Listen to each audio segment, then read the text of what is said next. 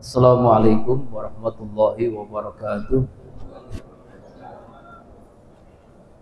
Amin. Subhanallah wa bihamdihi subhanallahil azim. Adada khalqihi wa ridha nafsihi wa zinata arsihi wa midal kalimati. Asyhadu an la ilaha illallah wahdahu la syarikalah wa asyhadu anna sayyidana Muhammadan abduhu wa rasuluh la nabiyya ba'dah.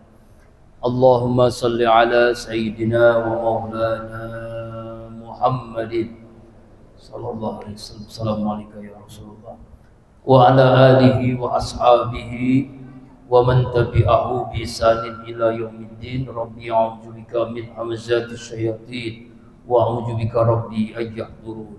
Subhanaka la ilma lana illa ma 'allamtana innaka antal alimul hakim. La haula wala quwwata illa billahil aliyil azim. Amma ba'du. Jamaah salat subuh Masjid Isyaradus Shalihin, para pengurus masjid, tokoh masyarakat, alim ulama, seluruh jamaah rahimakumullah. Alhamdulillah, puji syukur kita kepada Allah Subhanahu wa taala. Allah bahagiakan kita dengan nikmatnya, hidayahnya, inayahnya, sehingga kita bisa melaksanakan sholat di waktu berjamaah di masjid, melanjutkan kajian subuh pada hari ini. Semoga ibadah diterima oleh Allah Subhanahu wa taala. Amin ya rabbal alamin. Salawat dan salam tercurahkan kepada junjungan alam baginda kita Rasulullah Muhammad sallallahu alaihi wasallam, keluarga, sahabat, dan insyaallah kita yang selalu berusaha menghidupkan sunnahnya dan berharap mendapatkan syafaatnya di yaumul qiyamah. Bapak Ibu rahimakumullah, mari kita awali dengan doa melalui surah-surah. Apa yang kita sampaikan nanti semoga menjadi ilmu yang bermanfaat. Ya Allah ya Rabbana, ampunilah seluruh dosa-dosa kami dari akil balik hingga saat ini sampai kami wafat. Ampunilah seluruh dosa ibu ayah kami, kakek nenek kami, suami istri kami, kakak adik kami, mantu mertua, anak cucu keturunan kami, guru-guru kami ya Allah. Seluruh dosa jamaah Masjid Isyaradus Shalihin, seluruh dosa kaum muslimin muslimat, mukminin mukminat baik yang hidup apalagi yang telah wafat. Al-Fatihah. A'udzubillahi minasyaitonir rajim. Bismillahirrahmanirrahim. Alhamdulillahirabbil alamin. Arrahmanir rahim. Maliki yaumiddin. Iyyaka na'budu wa iyyaka nasta'in. Shiratal mustaqim. Shiratal ladzina an'amta 'alaihim ghairil maghdubi 'alaihim waladdallin. Ya Allah ya Rabbana, kuatkan akidah kami, mantapkan iman kami, murnikan tauhid kami, jadikan semua kami ini ya Allah hamba-hambamu yang ikhlas. Al-ikhlas. A'udzubillahi minasyaitonir rajim. Bismillahirrahmanirrahim. Qul huwallahu ahad, Allahu samad, lam yalid wa lam yulad wa lam yakul lahu kufuwan ahad. Bismillahirrahmanirrahim. Qul huwallahu ahad, Allahu samad, lam yalid wa lam yulad wa lam yakul lahu kufuwan ahad. Bismillahirrahmanirrahim. Qul huwallahu ahad, Allahu samad, lam yalid wa lam yulad wa lam yakul lahu kufuwan ahad. Ya Allah ya Rabbana, sehat walafiatkan jasmani rohani kami. Di antara kami yang sakit sembuhkan, sehatkan ya Allah. Sehat walafiat ya Allah. Hilangkan dalam diri kami sifat hasud, lindungi kami dari orang yang hasud. Cabut dalam diri kami keinginan maksiat, lindungi kami dari orang-orang yang zalim, baik golongan jin ataupun manusia. Al-Falaq An-Nas. A'udzubillahi minasyaitonir rajim. Bismillahirrahmanirrahim. Qul a'udzu birabbil falaq min syarri ma khalaq wa min syarri ghasiqin idza waqab wa min syarri nafasati fil 'uqad wa min syarri hasidin idza hasad. Bismillahirrahmanirrahim. Qul a'udzu birabbin nas, malikin nas, ilahin nas, min syarri waswasil khannas allazi waswisu fi sudurin nas minal jinnati wan nas. Ya Allah ya Rabb, jaga lindungi selamatkan kami dunia akhirat. Ya Allah ya Rabb, jaga lindungi selamatkan saudara-saudara kami di Gaza, di Palestina ya Allah. Ayat kursi. A'udzubillahi minasyaitonir rajim. Bismillahirrahmanirrahim. Allahu la ilaha illa huwal hayyul qayyum, la ta'khudhuhu sinatun wa la nawm, lahu ma fis samawati wa ma fil ardh. Man dzal ladzi yashfa'u illa bi idhnihi, 'alamu ma baina aydihim wa ma khalfahum wa la yuhituna bi shay'in min ilmihi illa bima syaa. Wasi'a kursiyuhu samawati wal ardh wa la ya'uduhu hifdhuhuma wa al-'aliyyul 'azim. Ya Allah ya Rabbana, kabulkan hajat-hajat dunia akhirat kami ya Allah. Mudahkan urusan dunia akhirat kami ya Allah. Berikan jalan keluar masalah yang kami hadapi ya Allah. Dengan kemudahan dari setiap kesulitan yang kami jalani ya Allah. Al-Insyirah. A'udzubillahi minasyaitonir rajim. Bismillahirrahmanirrahim. Alam nasrah laka sadrak wa wada'na anka wizrak alladzi anqadha dhahrak wa rafa'na laka zikrak fa inna ma'al usri yusran inna ma'al usri yusra fa iza faragta fansab ila rabbika farghab. Shadaqallahul azim. Jamaah rahimakumullah, hari ini masih bulan Rajab, berarti bulan menuju Ramadan, bulan pembuka kebaikan, bulan persiapan menuju Ramadan, bulan berkah, bulan dimana kita menanamkan kebaikan untuk kita panen nanti di bulan suci Ramadan. Bulan yang doa Rasulullah SAW, Allahumma barik lana fi Rajab wa Sya'ban wa balighna Ramadan. Ya Allah, berkahi kami di bulan Rajab, berkahi kami di bulan Sya'ban, sampaikan semua kami di bulan suci Ramadan. Nah, di bulan ini ada peristiwa yang sangat penting, yang sangat bersejarah dalam panggung sejarah kenabian Rasulullah SAW, peristiwa Isra Mi'raj. Isra Mi'raj. Mari kita lihat ayatnya. A'udzubillahi minasyaitonir rajim. Surah Al-Isra ayat pertama. Bismillahirrahmanirrahim. Subhanalladzi asra bi 'abdihi laila minal masjidil haram ilal masjidil aqsa alladzi barakna haulahu diruyahu min ayatina innahu was-samiul alim. Ada dua kalimat, dua kata yang ada dalam kalimat Isra dan Mi'raj. Ini sangat berbeda ya. Kalau Isra itu Masjidil Haram, Masjidil Aqsa, ya kan, horizontal. Kemudian Mi'raj itu naik. Jadi kalau secara bahasa ini begini nih, kalau Isra itu jalan malam-malam. Jadi kalau abang bilang ke istrinya Isra berarti jalan malam-malam.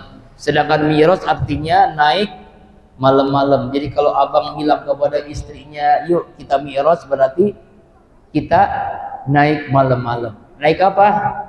Naik motor. Itu pengertian bahasa. Tapi cara istilah adalah kalau Isra itu perjalanan Rasulullah SAW dari Masjidil Haram menuju Masjid Aqsa di Palestina.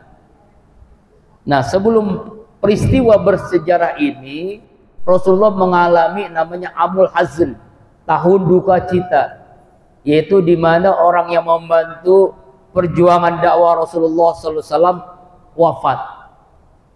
Yang pertama Khadijah, istri beliau. Bila menjadi benteng bagaimana Rasulullah bisa berdakwah. Ya, orang kaya, orang pengaruh di Mekah waktu itu, Quraisy. Nah, beliau wafat, Rasulullah sedih itu. Kemudian siapa? Itu paman beliau Abu Thalib. Abu Thalib juga orang yang berpengaruh di suku Quraisy. Beliau membantu dakwahnya Rasulullah SAW, wafat juga. Maka disebut tahun duka cita, di mana dua orang yang membantu dakwahnya Rasulullah Allah wafatkan. Kemudian pada tahun itu Rasulullah teror fisik, teror mental makin menjadi-jadi begitu. Makin hebatnya orang-orang kafir menghalangi dakwahnya Rasulullah SAW. Itulah tahun yang sangat berat. Nah, Allah memberikan kabar gembira dengan peristiwa Isra Mi'raj. Dua malaikat turun dari langit, malaikat Jibril dan malaikat Mikail, lalu membelah dadanya Rasulullah SAW dengan air Zam-Zam. Dibelah dadanya, dikeluarkan sifat-sifat manusiawi yang jelek, yang buruk, sifat hewaniah, dengki, iri hati, hasud, semuanya dihilangkan. Lalu diisilah iman, ilmu, hikmah, dibersihkan oleh malaikat Jibril dan Mikail dengan air Zam-Zam. Kemudian datang kendaraan khusus namanya buruk. Nah, kendaraan buruk ini kendaraan dari surga. Kendaraan ini tidak besar, tidak gede begitu. Tapi kecepatannya kecepatan cahaya. Makanya barqud, kilat, sangat cepat sekali. Mata memandang langsung hilang gitu. Ini lihat langsung hilang, saking cepatnya kendaraan surga.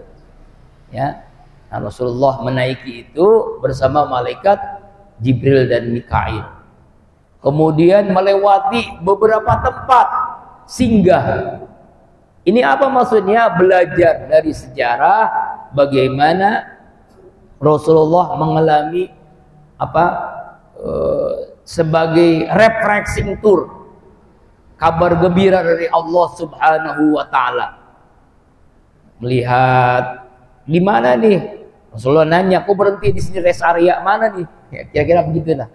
Ini tempatnya Nabi Musa menerima kitab Taurat, yaitu Bukit Tur Sina. Lalu kemudian singgah lagi rest area berikutnya. Di mana nih? Di Bethlehem, Batul Lahmi. Tempat siapa ini?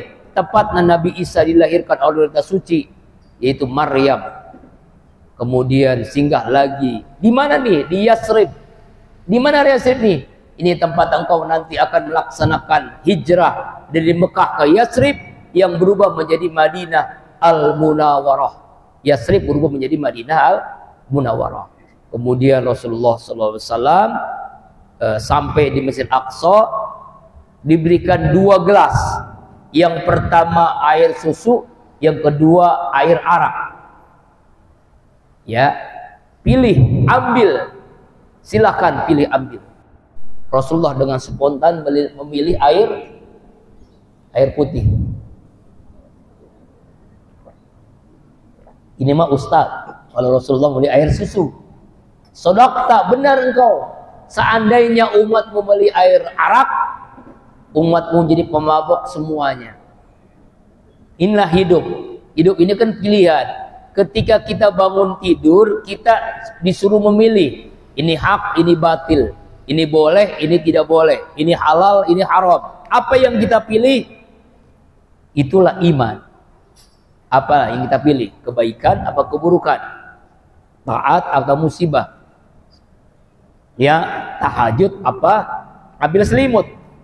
Ya kan? Itulah pilihan hidup itu. Memberbuat baik, memberbuat jahat, itu pilihan. Nah, Rasulullah memilih yang benar. Ini supaya jadi pelajaran bagi kita umatnya. Kemudian Rasulullah SAW dengan sampai di Masjid Aqsa, sholat 2 rakaat, ya, para malaikat. Kemudian ada tempat yang namanya Sulamul Jannah. Sulamul Jannah. Ini. Nah, apa itu Sulamul Jannah? Semacam tangga dari surga, yaitu ada di Masjid Aqsa menuju Sidratul Muntaha. Jadi tempat ini khusus, Pak. Ya, namanya mungkin semacam lift lah, eskalator melewati 3 alam sekaligus. Melewati 3 alam sekaligus. Nah, melewati 3 alam tuh. Nah, alam nasut, alam malakut, dan alam lahut. Sampai di sini puncaknya Sidratul Muntaha. Nah, ini puncaknya sampai di sini. Ya, Allah Subhanahu wa taala. Nah, ini menuju sini tuh. Nah, kira-kira beginilah perjalanannya. Jadi ini namanya Mi'raj, ini Mi'raj. Kalau Isra, Masjidil Haram ke Masjidil Aqsa.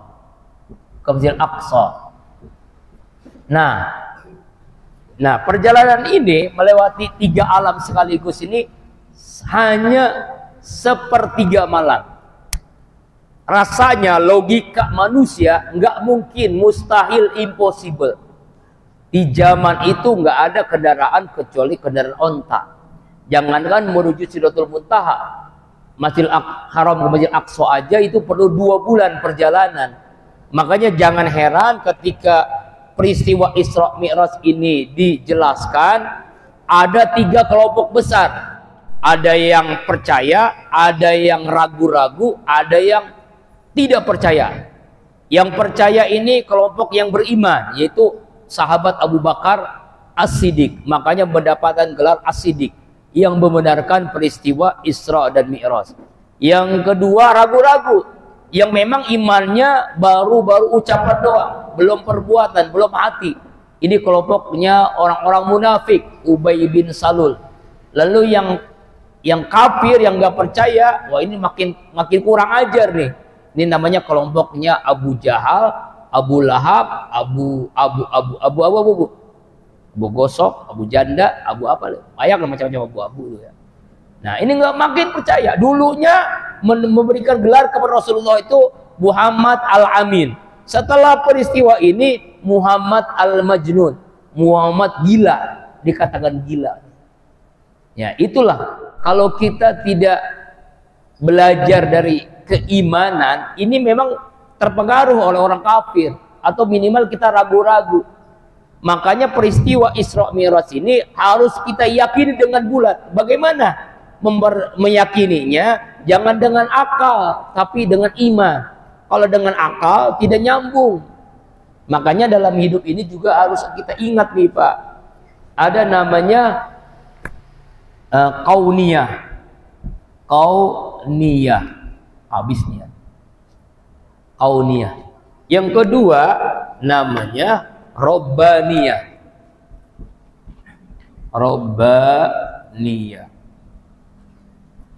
Apa kauniyah ini? Kauniyah ini adalah sebab akibat ini, tapi juga harus ada robbaniyah, kemaha kuasa Allah, maha kuasa Allah. Ya, maha kuasa Allah. Contoh misalnya manusia nih, kita nih ada karena apa Pak? Karena ada ibu ayah kita. Ibu ayah kita ada karena kakek nenek kita, melalui kerjasama yang baik, kira-kira begitu ya. Tetapi jika Allah berkehendak, nggak harus begitu. Ada manusia yang nggak ada ayah, ada manusia yang nggak ada ibu. Menurut kita nggak mustahil. Akal kita mengatakan nggak mungkin, mustahil. Masa ada manusia nggak ada ayah, nggak ada ibu? Nggak mungkin. Tapi bagi Allah sangat mungkin. Innama amruhu idza arada syai'an ayyaqula lahu kun fayakun. Kalau Allah berkehendak jadilah. Yaitu Nabi Adam alaihissalam yang tidak punya ayah, tidak punya ibu. Makanya harusnya kan orang Nasrani, orang biasa kan lebih baik Nabi Adam ya. Nabi Adam nggak punya ayah, nggak punya ibu. Ada lagi manusia yang hanya punya ibu, tidak punya ayah. Akal kita nggak masuk akal, nggak mungkin, impossible, nggak masuk akal. Tapi ketika Allah berkehendak, sangat mudah bagi Allah. Yaitu Nabi Isa mempunyai hanya ibu saja, Maryam. Masya Allah. Ini kan di luar nalar kita, di luar kebiasaan, mustahil. Bagi Allah tidak ada yang mustahil. Maryam. Zaman sekarang kira-kira ada nggak Maryam? Banyak, Ustaz, di kampung saya banyak Maryam. Punya anak nggak jelas ibunya siapa, bapaknya siapa. Ibunya jelas, bapaknya siapa nggak jelas. Itu Maryam modern namanya. Nauzubillahi min dzalik. Nah kemudian apa lagi? Contoh yang robbaniyah. Api itu panas apa dingin Pak? Api panas. Itu menurut akal manusia, api itu panas. Setiap api panas. Iya, setiap api panas. Tapi menurut Allah netral. Ketika Nabi Ibrahim dibakar oleh Namrus, apa kata Allah kepada api? Ya narukuni bardaw wa salaman ala Ibrahim. Ai api dingin sejuk, selamatkan Nabi Ibrahim. Nabi Ibrahim selamat sejuk dengan api yang membakar tubuhnya. Nah itu namanya apa? Di luar nalar kita, di luar kebiasaan, mustahil bagi kita. Itulah jika Allah berkehendak. Makanya kalau ada api, baca ayat ini. Ya narukuni bardaw wa salaman ala Ibrahim. Pegang api itu insya Allah ya, hangus, melepuh. Nah, kenapa? Karena yang megangnya kita, yang baca kita ayatnya, ngaruh. Nah, inilah Isra Mi'raj. Memahami Isra Mi'raj juga begitu. Jangan pakai logika akal nafsu manusia yang terbatas. Ya, memahaminya dengan kalimat, coba lihat. Subhanallazi asra. Maha suci Allah.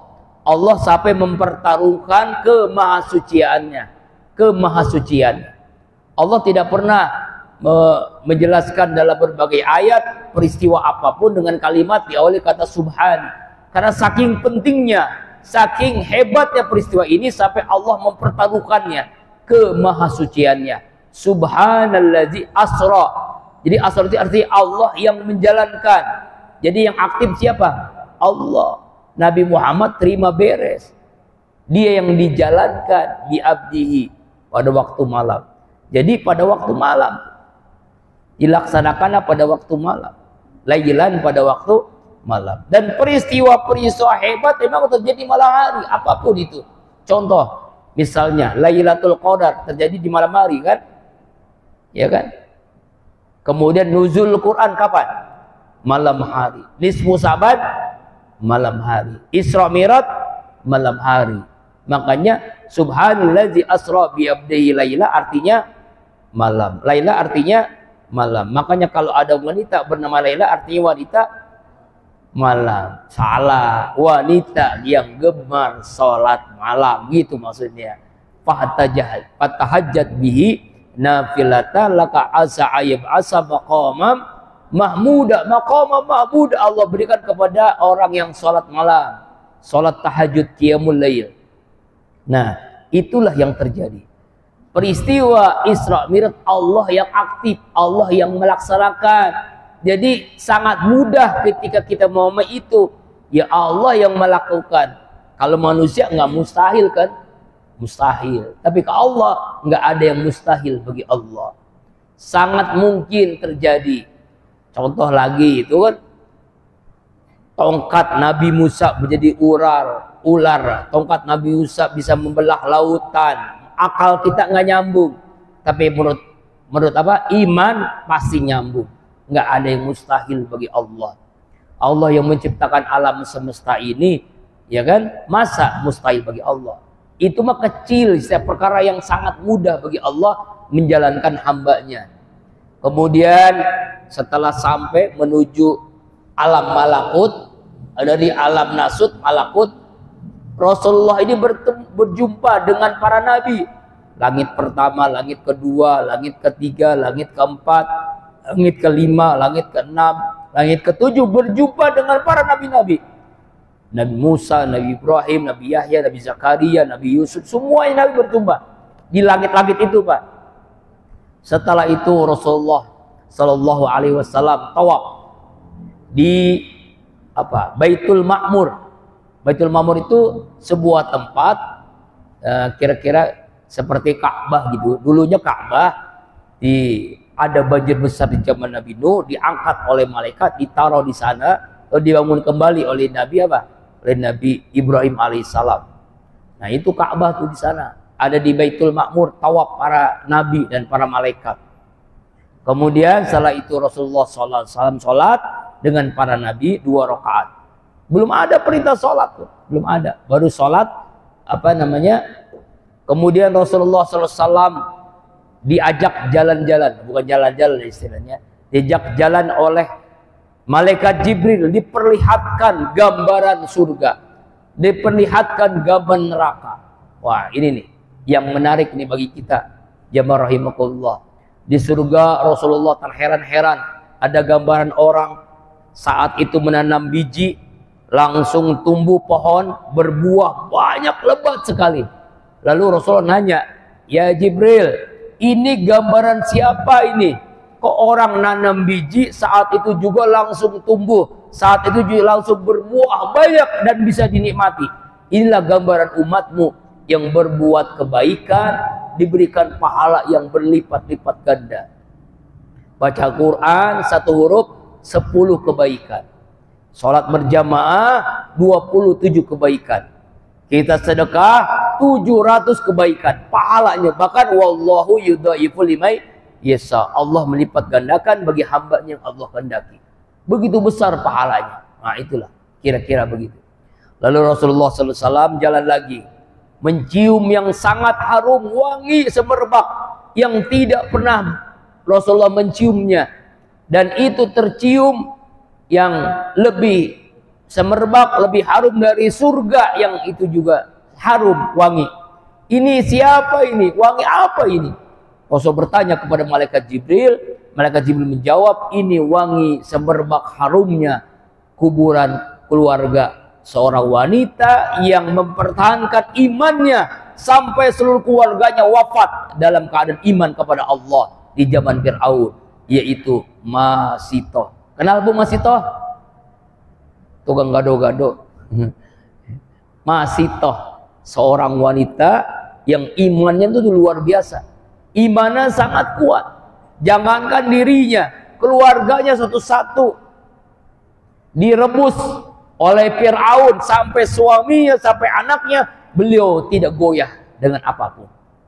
Beda dengan orang-orang sekarang nih ya, nauzubillah min zalik, di daerah Sukabumi, daerah Cianjur, hanya gara-gara banyak hutang, nggak punya duit, banyak pindah agama, dibaptis ya oleh orang Kristen. Ini terjadi nih Pak, banyak sekali. Makanya hati-hati nih. Banyak kita, saudara kita yang dibaptis gara-gara ekonomi, karena kesulitan, nggak bisa makan, banyak utang, putus sekolah dan sebagainya, dijanjiin beasiswa, ya banyak macam-macam. Nah itulah terjebak, akhirnya masuk agama Kristen. Nauzubillahimin. Beda dengan Masitoh, bagaimana beliau menjadi babysitter-nya anak dari Fir'aun. Kalau memulai pekerjaan membaca bismillah, sisirnya jatuh, astagfirullah, selesai pekerjaan alhamdulillah, ucapannya zikir terus begitu. Lalu anaknya bertanya, hei Masitoh, memang ada itu, kamu sebut nama apa? Nama Allah, Tuhan kita, Tuhan kamu, Tuhan saya, Tuhan semua alam semesta ini. Lah kan Tuhan kita bapak saya. Hebat banget bapaknya jadi Tuhan. Bukan, Tuhan kita adalah Allah Subhanahu wa ta'ala. Saya laporkan kamu sudah subversif, teroris, kata anak dari Fir'aun. Dilaporkanlah, lalu disidang dalam persidangan kerajaan Fir'aun, lalu harus dihukum mati semuanya, anaknya, keluarganya, sampai suaminya dikubur, direbus semuanya. Nauzubillah. Tapi Masitoh mempertahankan imannya kepada Allah. La ilaha illallah. Kemudian dia wafat. Inilah kuburannya yang sangat harum, sangat wangi. Jadi misalnya kita nanti ditakdirkan oleh Allah ke dalam surga, mencium yang sangat harum, itulah harumnya Masitoh dan keluarga besarnya yang mempertahankan imannya. Kemudian Rasulullah diajak lagi. Nah sekarang ke neraka. Beliau kaget melihat segerombolan manusia, ada daging yang matang, daging sapi, daging kambing, ya dan sebagainya, yang matang, yang enak, yang nikmat dimakan. Ada daging yang busuk, yang sudah tidak layak dimakan lagi. Tapi anehnya semua orang laki-laki memperutkan daging yang busuk itu. Daging yang matang, yang nikmat dibiarin saja. Padahal daging itu sudah busuk, sudah belatung, sudah banyak binatangnya. Tanyalah kepada malaikat Jibril, siapa ini ya Jibril? Kenapa kok ada orang seperti ini? Maka Rasulullah SAW menjelaskan, itulah gambaran umatmu yang nanti di dunia itu dia sudah punya suami, sudah punya istri yang sah, yang halal, masih suka selingkuh, masih suka berzina, masih suka menjadi apa? Menjadi om-om senang, tante-tante gira. Ya Allah, menjual diri, pelacur dan sebagainya. Ya, sekarang namanya hebat, PSK. Perempuan pekerja seks komersial sekarang. Kalau dulu namanya hostess jablay, karena sekarang namanya bagus banget ya. Ya, itu sama aja tuh. Itulah orang-orang seperti itu memperutkan daging yang busuk. Nauzubillahi min dzalik. Kemudian dalam perjalanan lagi ada segerombolan orang diberikan kayu bakar, beratnya luar biasa, tapi anehnya ketika ditambah diambil juga, ketika ditambah diambil juga. Nih kayu bakar berat banget, ditambah lagi, ditambah lagi. Orang itu nggak kuat tapi ditambah lagi, orang itu nggak kuat tapi ditambah lagi. Hai Jibril, ini gambaran siapa orang seperti ini? Ini gambaran orang-orang yang sudah punya jabatan tapi pengen dapat jabatan yang lain. Udah dapat dunia, jabatan tinggi, naik pangkat, tapi pengen jabatan lain. Jabatan meningkat lagi, jabatan meningkat lagi. Itulah gambaran orang-orang yang serakah, yang rakus dengan jabatannya. Kira-kira ada nggak yang begitu Pak sekarang? Udah jadi ini, pengen jadi ini, pengen jadi ini, pengen jadi ini, pengen jadi ini, dan sebagainya. Nauzubillahi min dzalik. Kemudian ada lagi segerombolan manusia yang dia nyebur ke sungai darah nanah, begitu luar biasanya. Orang itu pada ketakutan luar biasa, tapi itu sambil merebutkan sesuatu. Siapa ini ya Jibril? Ini orang-orang yang memakan harta rakyat, para koruptor ulung, orang-orang yang memakan harta rakyat. Inilah para koruptor. Nauzubillahi min dzalik. Yang hukumannya hanya 6 tahun, padahal uang rakyat diambil sampai 300 triliun. Bayangkan Pak, 300 triliun. Pernah Bu ngelihat uang 300 triliun? Boro-boro Maya. Jangankan 300 triliun, ya. Yang puluhan juta aja nggak pernah ngelihat. Ratusan juta, miliaran. Ini triliunan Pak, Masya Allah. Nah, itulah yang terjadi. Kemudian Rasulullah SAW diperlihatkan ada segerombolan manusia yang dia lidahnya digunting oleh tangannya sendiri dengan gunting yang tajam, putus, sakit luar biasa. Tapi anehnya dia gunting lagi. Dia gunting lagi, jadi lagi. Dia gunting lagi, jadi lagi. Dia gunting lagi, jadi lagi. Itu gambar apa ya Rasul ya Jibril? Kata malaikat Jibril, itulah gambaran umatmu yang suka ghibah, fitnah, membicarakan aib orang lain. Kemudian juga suka berdusta, berbohong. Kemudian apa lagi? Orang yang ngajak kebaikan tapi tidak melakukan kebaikan, calo kebaikan. Nah, inilah orang-orang yang lidahnya. Kemudian Rasulullah SAW menuju ke tempat yang akhir, yaitu alam lahud, menuju ke Sidratul Muntaha, berjumpa dengan Allah Subhanahu wa taala. Lalu Rasulullah SAW mengucapkan salam, at-tahiyatul mubarakatus salawatut thayyibatulillah. Inilah salamnya Allah, salamnya Rasulullah kepada Allah. At-tahiyatul mubarakatus salawatut thayyibatulillah. Kemudian Allah menjawab, assalamu alayka ayuhan nabiyyu wa rahmatullahi wa barakatuh. Mendengar jawaban Allah, Rasulullah mendapatkan keselamatan atasmu hai Nabi Muhammad. Dia tidak ingin sendiri mendapatkan itu. Dia tidak egois. Dia ingin memikirkan umatnya. Apa kata Rasulullah? Assalamu alayna wa ala ibadillahi sholihin. Semoga keselamatan untuk hamba-hamba Allah yang soleh. Kemudian malaikat mendengarkan, mengetahui itu ucapan Rasulullah, ucapan Allah. Kemudian juga para nabi yang lain pun mengetahui itu. Lalu semuanya bersyahadat dan mengucapkan salawat. Ashhadu an la ilaha illallah wa ashhadu anna Muhammadar Rasulullah. Allahumma sholli ala sayyidina Muhammad wa ala ali sayyidina Muhammad. Nah, itulah ucapan yang kita baca dalam tahiyat. Makanya kita kalau sholat ketika tahiyat, bayangkanlah itu sedang mi'raj, sedang naik ke alam Sidratul Muntaha, alam nasud, melewati 3 alam sekaligus ketika sholat. As-sholatu mi'rajul mu'min. Sholat itu mi'rajnya orang mukmin, orang beriman. Karena kita sedang berdialog dengan Allah sebagaimana dialognya Rasulullah dan Allah Subhanahu wa ta'ala. Selesai itu Rasulullah menerima sholat 50 waktu. 50 waktu. Lalu di alam malakut berjumpa dengan siapa? Langit ke-6 dengan Nabi Musa alaihissalam. Kata Nabi Musa alaihissalam, tolong minta dispensasi, umatmu tidak akan sanggup 50 waktu. Minta dispensasi, jangan sampai 50 waktu. Diskon, jangan 50 waktu. Bayangkan Bapak Ibu, kalau sholat 50 waktu. Ya, baru aja azan, kita makan, azan lagi. Ya, terus kita aktivitas, kita bekerja, baru beberapa menit, azan lagi. Kalau 50 waktu. Kata Nabi Musa, tidak mungkin waktu tidak akan sanggup, minta keringanan. Akhirnya minta keringanan menjadi 5 waktu. Mulai dari 20, 10 sampai 5 waktu. Masih enggak sanggup. Tolong minta keringanan lagi. Kata Allah, tidak.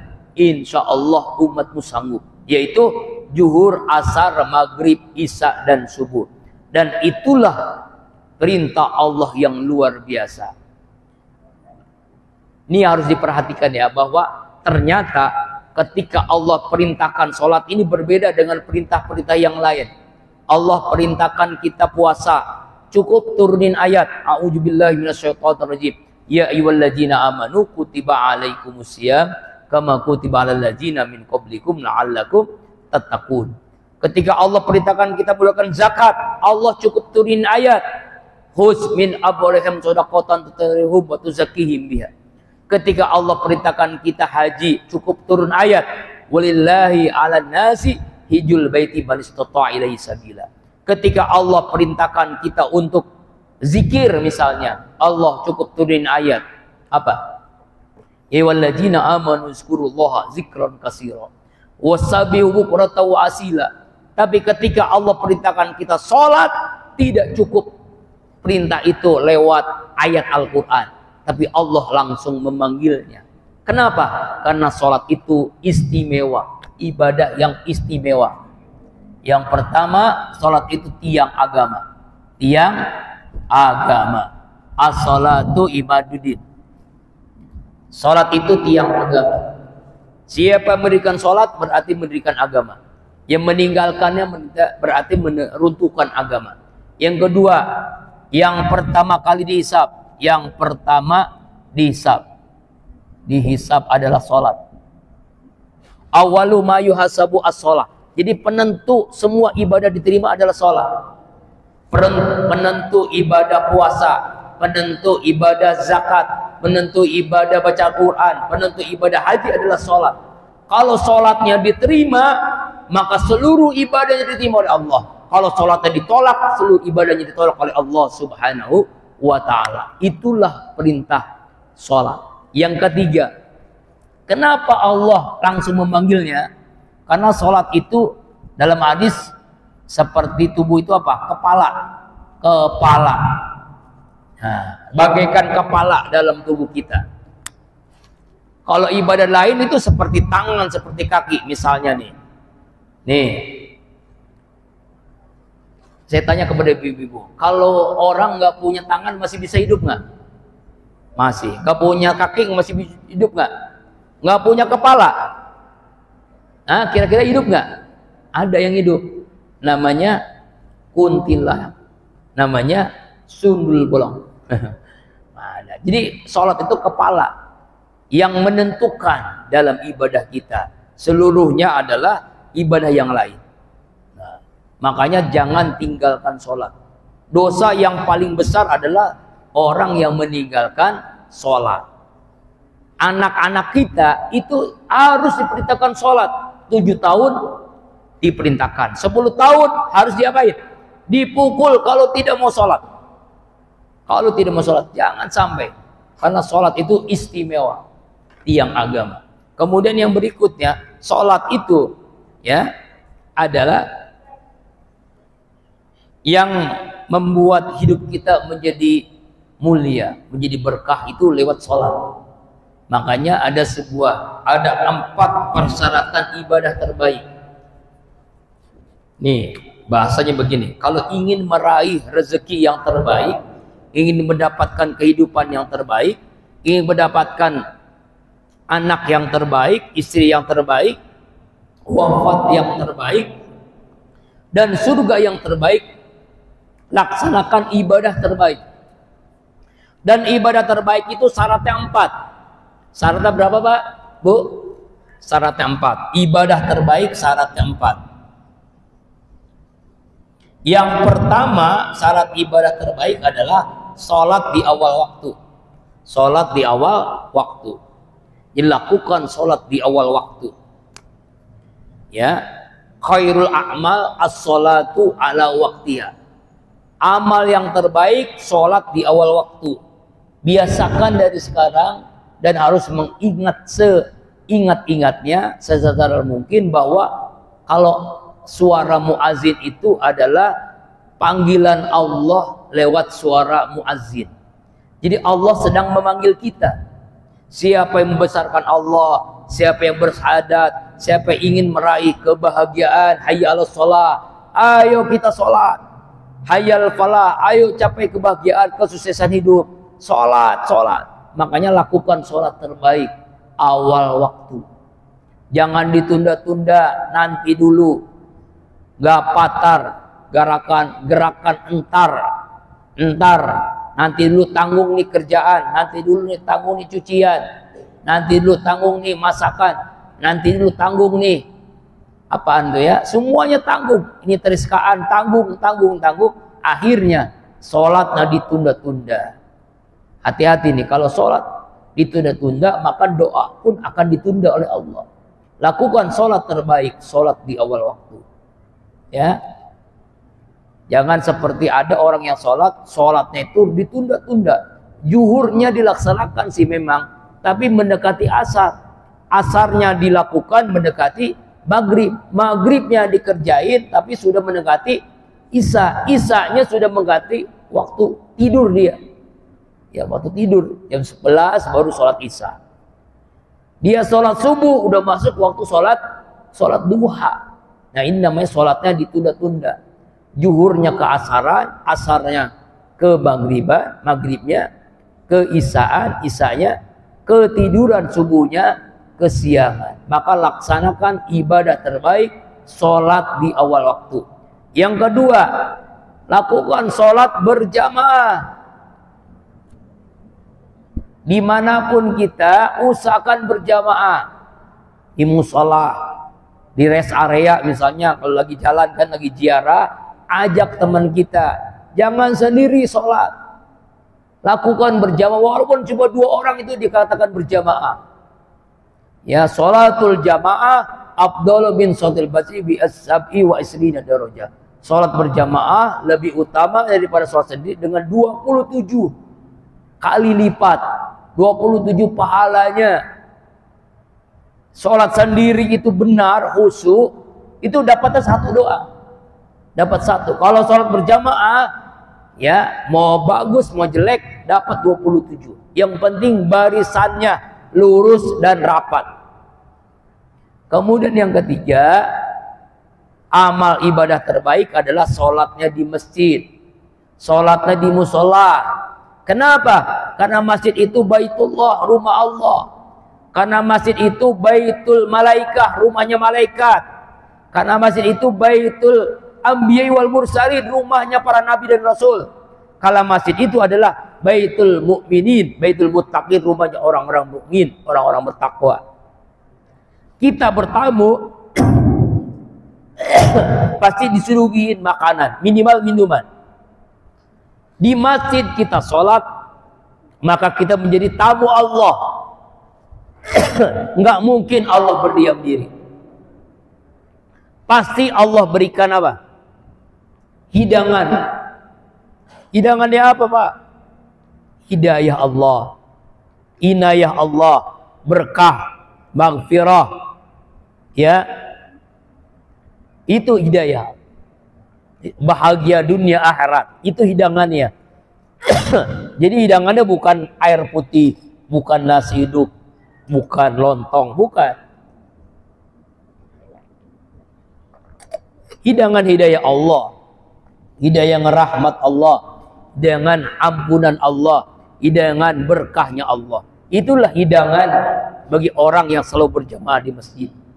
Alhamdulillah, subuh ini Allah perkenankan kita berjamaah di masjid. Makanya kita bertekad kuat sampai akhir hidup kita sholat berjamaah di masjid atau di musola. Jangan sampai tidak. Apapun keadaan kita, dalam keadaan banyak uang atau banyak utang, tetap ke masjid. Dalam keadaan senang, dalam keadaan susah, tetap ke masjid. Dalam keadaan sehat atau sekalipun sakit misalnya, usahakan ke masjid. Kecuali memang udah terpaksa, udah di rank ICU, itu udah beda ya. Ini udah masih kita memungkinkan misalnya ke masjid, masjidlah. Karena itu pusat keberkahan. Ya, yakin itu. Nah, yang keempat, syarat ibadah terbaik apa?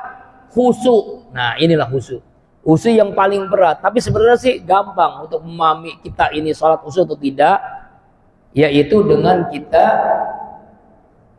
memahami apa yang kita lakukan, memahami apa yang kita kerjakan, lalu menghadirkan hati, perasaan dalam sholat kita.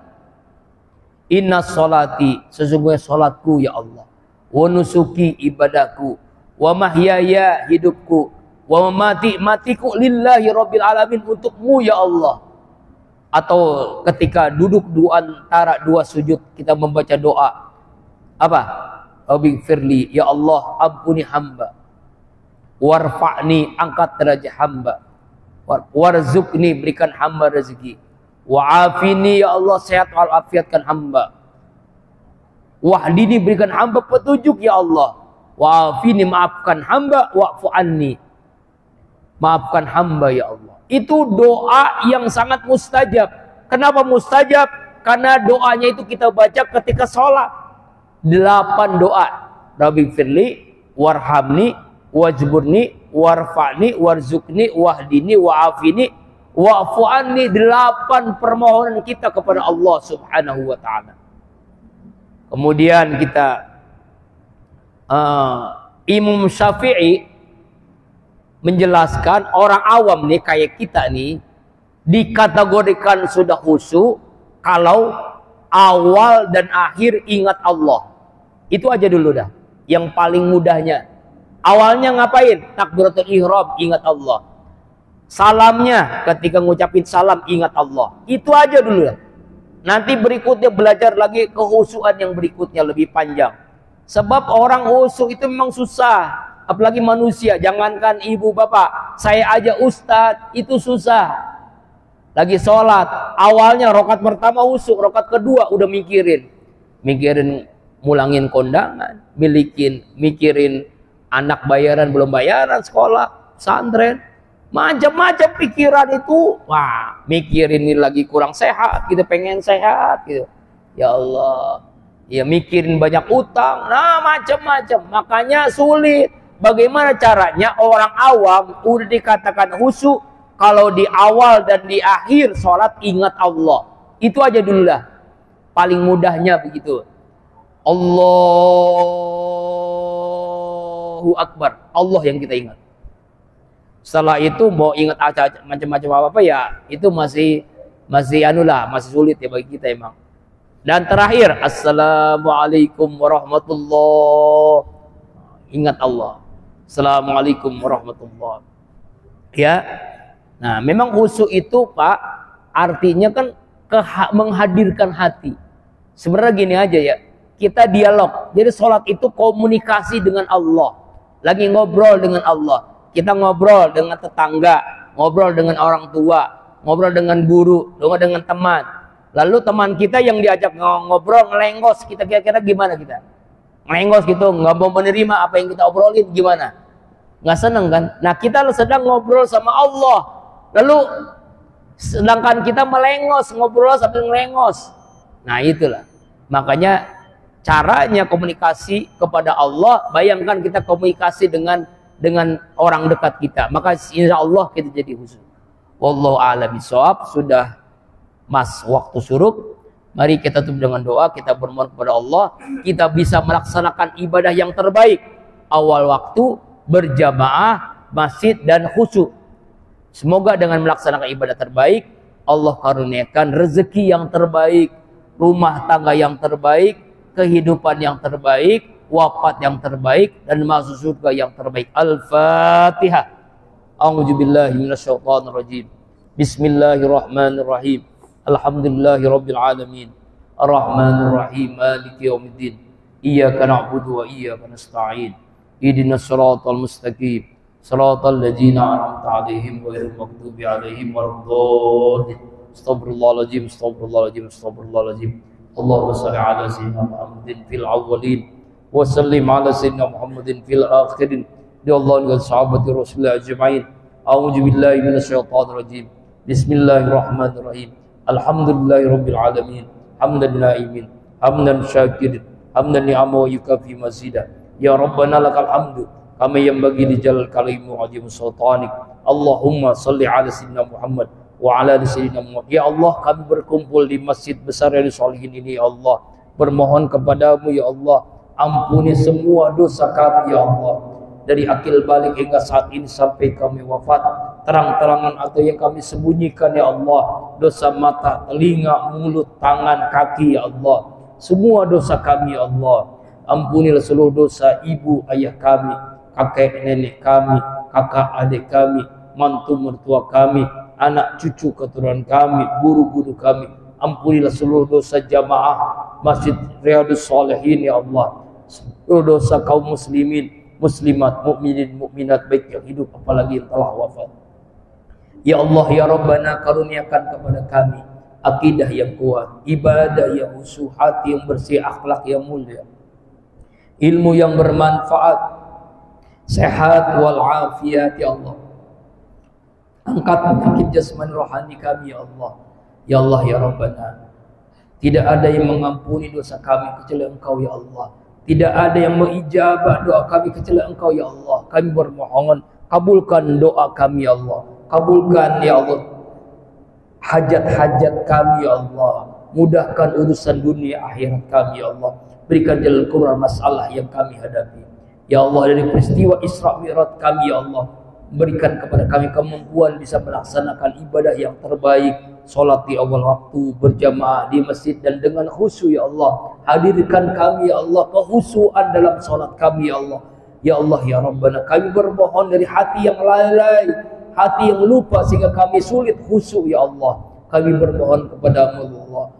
Hasbunallah, ya Allah, ya Rabbana, selamatkan saudara-saudara kami di Gaza, di Palestina, ya. Hasbunallah wa ni'mal wakil, ni'mal maula wa ni'man nasir, la haula wa la quwwata illa billahil aliyil azim. Rabbana atina fid dunya hasanah wa fil akhirati hasanah wa qina adzabannar.